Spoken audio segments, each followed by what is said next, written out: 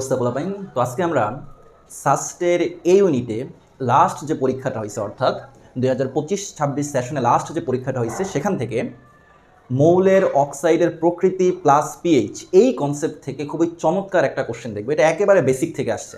আসলে বেসিক থেকেও যে এত সুন্দর কোশ্চেন করা যায় এটা অন্য অনেক প্রতিষ্ঠানের শাস্ত্রের কাছ থেকে শেখা উচিত। আমার নিজের পার্সোনালি কোশ্চেনটা অনেক ভালো লাগছে, কারণ এটা আহামরি অনেক বেশি কঠিন কোশ্চেন দেয় নাই, আবার একেবারে বেসিক কোশ্চেন দিচ্ছে। তাহলে যেই স্টুডেন্টের বেসিক স্ট্রং আছে তার কাছে এটা কিছুই মনে হবে না, বাট যাদের বেসিক উইক তারা কিন্তু এই কোশ্চেনেও সাফার করবেন। তাহলে দেখেন এই কোশ্চেনে কি বলছে, ম্যাগনেসিয়াম অক্সাইড এবং কার্বন ডাইঅক্সাইড দিয়ে দুইটি সম্পৃক্ত দ্রবণ তৈরি করা হয়েছে যাদের পিএইচ মেপে যথাক্রমে এক্স এবং ওয়াই পাওয়া গেল।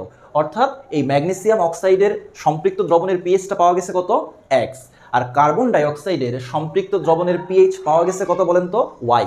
এখন এক্ষেত্রে এক্স এবং ওয়াই এর তুলনামূলক মান কেমন হবে? তো আমরা এটার আনসারে যাওয়ার আগে একটা বেসিক জিনিস আমরা একটু ক্লিয়ার হই। দেখেন, ধাতব অক্সাইডগুলো যে আছে এই ধাতব অক্সাইডগুলোর প্রকৃতি হয় ক্ষারীয়।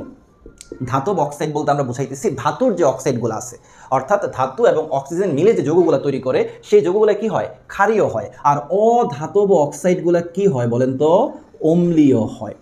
এখন আসেন ধাতব অক্সাইড যেমন sodium oxide, calcium oxide, magnesium oxide, তাহলে এগুলো হচ্ছে ধাতব অক্সাইড। তাহলে এগুলোর প্রকৃতি কেমন হবে বলেন তো, ক্ষারীয় হবে। আর আমরা জানি যে যেগুলোর ইংরেজি বা ল্যাটিন নামের শেষে কি আছে, উচ্চারণে আম আসে, সেগুলো হচ্ছে ধাতু, যেমন sodium, calcium, magnesium, beryllium, barium, radium, তো এগুলো উচ্চারণে কি আছে, আম আছে। তাহলে আমরা এভাবে কি ধাতুগুলো চিনতে পারবো। তাহলে এই যে ধাতুর অক্সাইডগুলো এগুলোর প্রকৃতি কি হবে, ক্ষারীয় হবে। আর অধাতব অক্সাইড ধরেন carbon dioxide, sulphur dioxide, sulphur trioxide, nitrogen dioxide, তাহলে এই যে কার্বন, সালফার, নাইট্রোজেন এগুলো কি অধাতু। তাহলে এই অধাতব অক্সাইডগুলো কি হবে, আপনার অম্লীয় প্রকৃতির হবে। তাহলে আমরা যদি কোনো ধাতব অক্সাইডের সম্পৃক্ত দ্রবণ তৈরি করি তাহলে সেই দ্রবণটাও কি হবে, ক্ষারীয় হবে।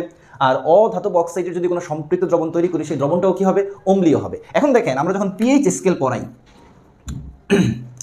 আমরা কি বলি বলেন তো, যে পিএইচ এর মান যদি 7 হয় তাহলে সেটা নিরপেক্ষ দ্রবণ, আর পিএইচ এর মান 7 থেকে কম হলে সেটা হচ্ছে অম্লীয় দ্রবণ, আর পিএইচ এর মান 7 থেকে বেশি হলে সেটা হচ্ছে ক্ষারীয় দ্রবণ।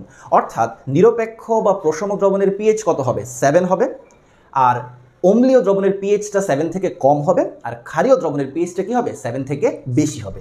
এখন আসেন আমরা আমাদের একটি কোশ্চেনে আসি। এখানে ম্যাগনেসিয়াম অক্সাইড কি বলেন তো, একটা ধাতব অক্সাইড না? তাহলে এর প্রকৃতি কি হবে, ক্ষারীয় হবে, এবং এর সম্পৃক্ত দ্রবণটাও কি হবে, ক্ষারীয় হবে। তাহলে পিএইচটা কি হবে, 7 থেকে বেশি হবে। আর এর পিএইচ কত পাইছিল, এক্স, তাহলে এক্স অবশ্যই কি গ্রেটার দেন 7 হবে। আবার কার্বন ডাইঅক্সাইড কি একটা অধাতব অক্সাইড, তাহলে এর প্রকৃতি কেমন, অম্লীয়, এর সম্পৃক্ত দ্রবণের প্রকৃতিও কি হবে, অম্লীয় হবে। পিএইচ মানটা কি হবে, 7 থেকে কম হবে, আর এটার জন্য পিএইচ কত হয়েছিল, ওয়াই, তাহলে ওয়াই অবশ্যই কি হবে, লেস দেন 7 হবে। তাহলে আমাদের রাইট আনসার কোনটা, অপশন এ।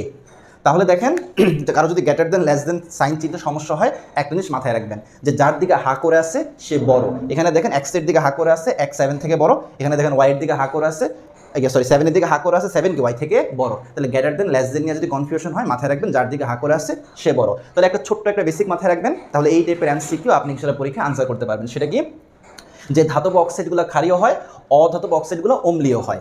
আর অম্লীয় দ্রবণের পিএইচ অবশ্যই 7 থেকে কম হবে, আর ক্ষারীয় দ্রবণের পিএইচ অবশ্যই 7 থেকে বেশি হবে। আর পিএইচ 7 মানে সেই দ্রবণটা নিরপেক্ষ বা প্রশম দ্রবণ।